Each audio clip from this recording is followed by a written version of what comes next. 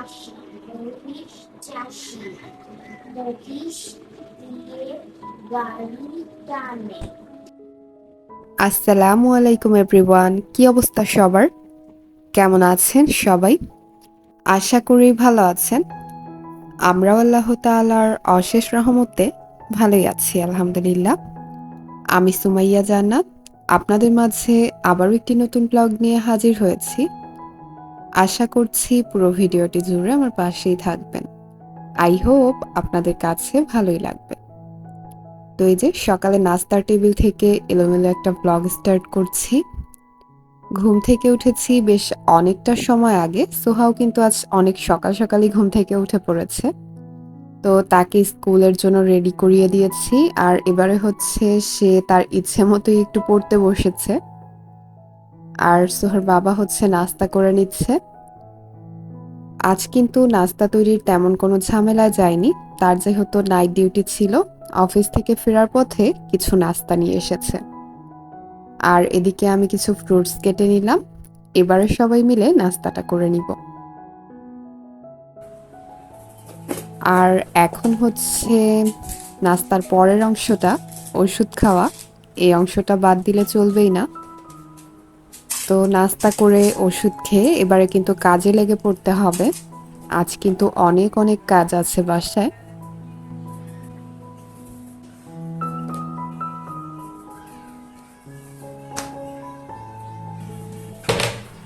আর এই তো এখানে হচ্ছে ফ্রিজের যে ভেতরের পার্টগুলো সেগুলো আগেই খুলে রেখেছিলাম।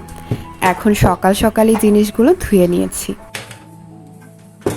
এগুলো পানি ঝরতে যেহেতু অনেকটা সময় লাগবে, এজন্য আমি ডাইনিং টেবিলের উপরে একটা টাওয়াল বিছিয়ে একটু উপুর করে রাখলাম, যাতে খুব সহজেই পানিগুলো ঝরে যায়।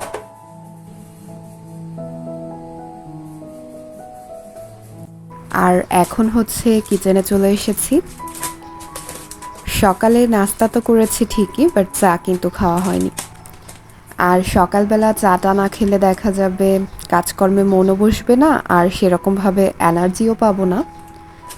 সোহার বাবা সোহাকে স্কুলে দিয়ে বাসায় ফিরলো মাত্রই। আর এবারে মনে হলো দুজনে মিলে একটু চা খেয়ে নেই।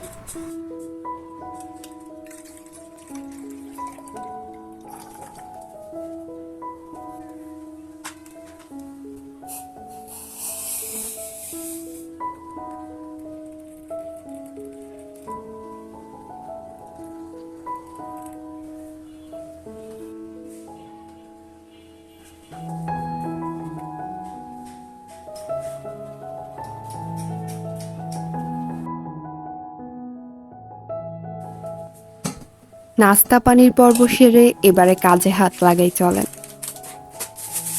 এদিকে বাস্কেটের মাঝে যে অগোছালো জিনিসগুলো দেখছেন, এগুলো কিন্তু কয়েকদিন আগেই আনা হয়েছে, বাট ওভাবে না সময় সুযোগ করতে পারছিলাম না রিফিল করার।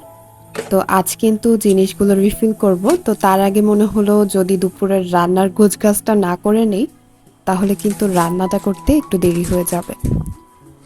তো খুব বেশি চিন্তা ভাবনা না করে আমি হচ্ছে চুলায় ডালটা বসিয়ে রেখে তারপর রিফিলের কাজগুলো শুরু করলাম। ডালটা রান্না থাকলে হয় কি, দেখা যায় যে কোনো একটা ভাজি বা ভুনা তরকারি করে নিলে কিন্তু খাওয়াটা হয়ে যায়। তো এজন্যই আমি চুলায় প্রথমে ডালটা বসিয়ে দিয়েছি। আর এবারে দুধের যে প্যাকেটটা সেটা আগে রিফিল করে নিচ্ছি, যেহেতু প্যাকেটটা থেকেই ডিরেক্ট হচ্ছে চায়ে দুধটা দিয়েছিলাম। খুব বেশি সময় খোলা অবস্থায় থাকলে দুধটা নষ্ট হয়ে যেতে পারে। এজন্য প্রথমে দুধের প্যাকেটটা রিফিল করে দেন বাদবাকি জিনিসগুলো রিফিল করব। আর জিনিসগুলো রিফিল করতে করতে আপনাদের কাছে আমার সেই কমন রিকোয়েস্টটাও করে নিচ্ছি। আমার ভিডিওটির কোনো অংশ যদি আপনাদের ভালো লেগে থাকে, তাহলে প্লিজ একটা ছোট্ট লাইক দিয়ে আমার ভিডিওটিকে আরও অসংখ্য মানুষের কাছে পৌঁছে দিতে পারেন। আপনার একটা লাইক আমার ভিডিওটিকে পৌঁছে দিবে আপনার মতো আরও অনেকের কাছে। সো প্লিজ একটা লাইক দিয়ে দেওয়ার চেষ্টা করবেন।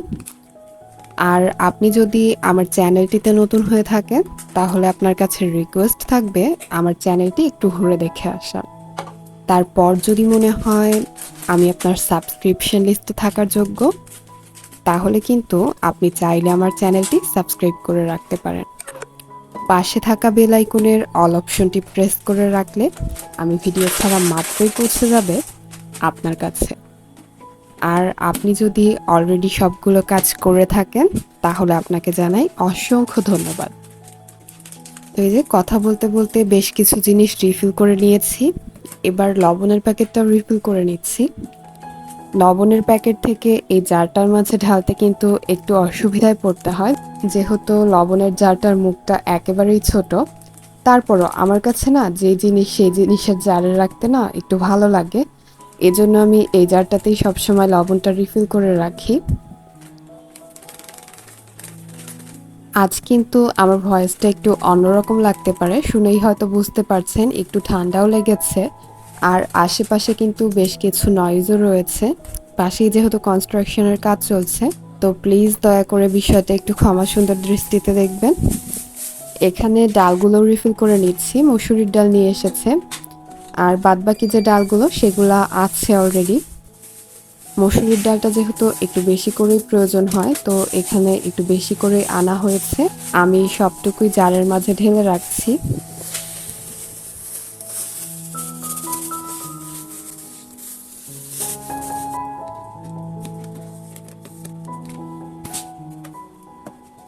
আর এখন হচ্ছে বাদামগুলো রিফিল করে নিব।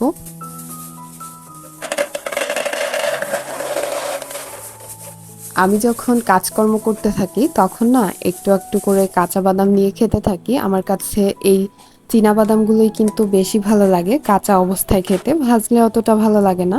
দেখা যায় কাজকর্মের ফাঁকে দুই একটা বাদাম মুখে দিতে থাকি। তো এই যে জারগুলো মোটামুটি রিফিল করে নিয়েছি। এবারে চোখে পড়লো আরও কিছু জিনিস বাদ পড়ে গিয়েছে। সোহার যে নুডলসগুলা ওগুলা কিন্তু রিফিল করা হয়নি, ওগুলা বাস্কেটের মাঝেই ছিল, ওভাবেই নিয়ে নিয়ে খাওয়াচ্ছিলাম। আসলে ওই যে বললাম একটু ব্যস্ত থাকার কারণে রিফিল যে করব সেই সময়টাও হচ্ছিল না। তো আজ যেহেতু সময় পেয়েছি সব কিছু একটু সুন্দরভাবে জায়গা মতো রিফিল করে রাখছি। নুডলসগুলো সবসময় এই বাস্কেটটার মাঝেই রাখা হয়, আর স্টিক যে নুডলসটা আছে সেটা একটা জারের মাঝে রেখে দিব।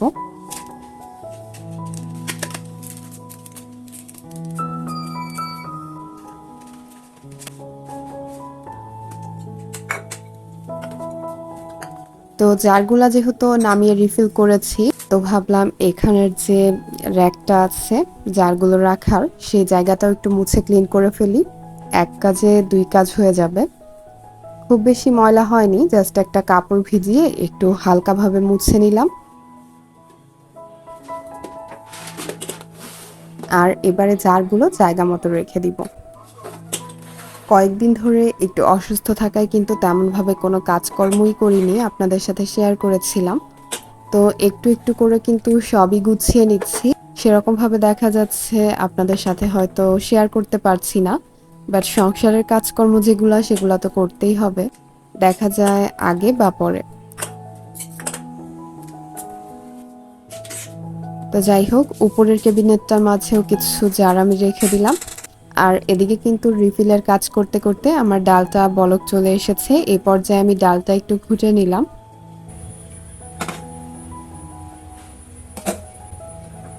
দুপুরের রান্নায় আজ একদমই ইজি খাবার চয়েস করেছি, যেহেতু অনেকটা বেলা হয়ে গিয়েছে। ওদিকে তো ডালটা রান্না করে নিয়েছি, ডালটা বাগার দিয়ে রেখে এবারে হচ্ছে চুলায় আমি মাছ ভুনাটা বসিয়ে দিচ্ছি। ইলিশ মাছ ভুনা করে নিব। আর আমার কাছে মনে হয় সবচাইতে সহজ রান্না হচ্ছে ইলিশ আর চিংড়ি মাছ। এই দুইটা মাছ দেখা যায় অত বেশি ধুতেও হয় না, জাস্ট একটু ক্লিন করে তারপর রান্না করে নিলে হয়, আবার খুব বেশি মশলাও লাগে না। তো আমি হচ্ছে একদমই কম মশলায় ইলিশ মাছটা আজকে রান্না করব।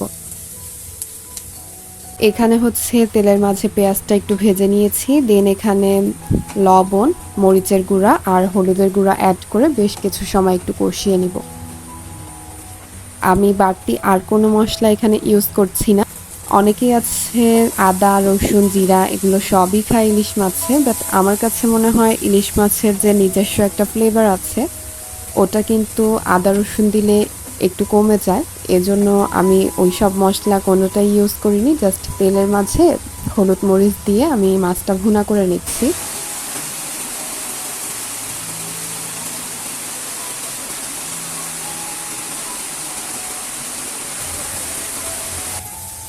আজ কষিয়েই মাছটা ভুনা করব, আগে থেকে ভেজে নেইনি। আর দেখেন মাছগুলো সাইজে ছোট হলেও প্রতিটা মাছেই কিন্তু ডিম হয়ে গিয়েছে।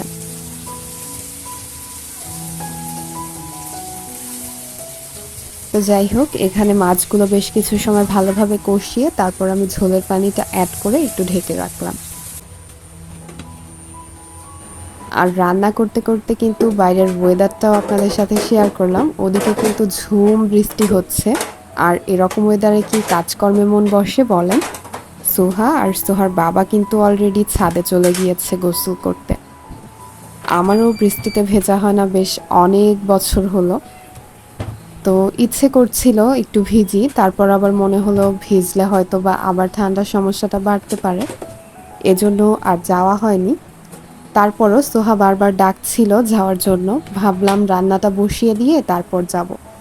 তো রান্না বসিয়ে দিয়ে আবার এদিকে চোখ পড়লো যে টেবিলের উপরে যে জিনিসগুলো রেখেছি এগুলা যদি এখন সরিয়ে না নেই তাহলে তো আবার খাবার সার্ভ করতে সমস্যা হবে।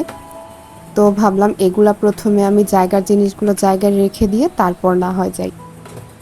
তো এগুলা হচ্ছে একটু ভেজা ভেজা অবস্থায় ছিল, সেগুলা একটু টাওয়ালের মাধ্যমে মুছে নিলাম। আর এবারে জিনিসগুলা সেট করে নিচ্ছি। ফ্রিজের ভেতরের পোর্শনটা কিন্তু আমাকে কষ্ট করে ক্লিন করতে হয়নি। আমি ওদিকে রান্নাবান্নার কাজকর্ম করছিলাম, এদিকে সোহার বাবা কিন্তু ফ্রিজের ভেতরের পোর্শনটা ক্লিন করে দিয়েছে। আসলে দেখা যায় কি একটু ভাগযোগ করে কাজকর্মগুলো করলে কিন্তু খুব ইজি হয়। আমি যদি এখন আবার ফ্রিজটা ক্লিন করতে যেতাম তাহলে কিন্তু আরো অনেকটা দেরি হয়ে যেত। এজন্য কিন্তু তাকেই এই কাজটা দিয়েছিলাম। তো আমি ওদিকে ফ্রিজের ভেতরের যে পার্টগুলো আছে সেগুলা খুলে খুলে ধুয়ে নিয়েছি। আর সে হচ্ছে ফ্রিজের ভেতরের অংশটা ক্লিন করে দিয়েছে। মিলে ঝিলে করেছি বলেই কিন্তু কাজটা খুব তাড়াতাড়ি কমপ্লিট হয়ে গেল আর গায়েও লাগলো না। ওদিকে ফ্রিজের জিনিসগুলো লাগাতে লাগাতে এদিকে আসলে খেয়ালই করা হয়নি জানালাটা যে আটকাতে ভুলে গিয়েছি। টেবিলটা মুছে মাত্রই ক্লিন করে রেখে গেলাম, এবারে এসে দেখি আবারও যা তা অবস্থা। আসলে খেয়াল না থাকলে যা হয় আর কি, জানালাটা আটকাতে ভুলে গিয়েছিলাম আর এত পরিমাণে বৃষ্টি হচ্ছে আমার মপ করা ঘরের ফ্লোরটাও কিন্তু একদম ভিজে একাকার অবস্থায়, সেগুলো আবার মুছতে হয়েছে।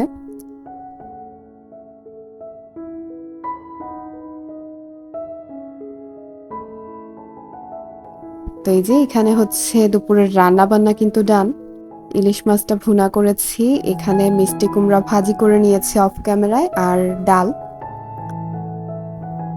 তো সব মিলিয়ে দুপুরের হালকা পাতলা খাবার বলতে পারেন। দেখতে দেখতে কিন্তু ভিডিওর একদম শেষ পর্যায়ে চলে এসেছি।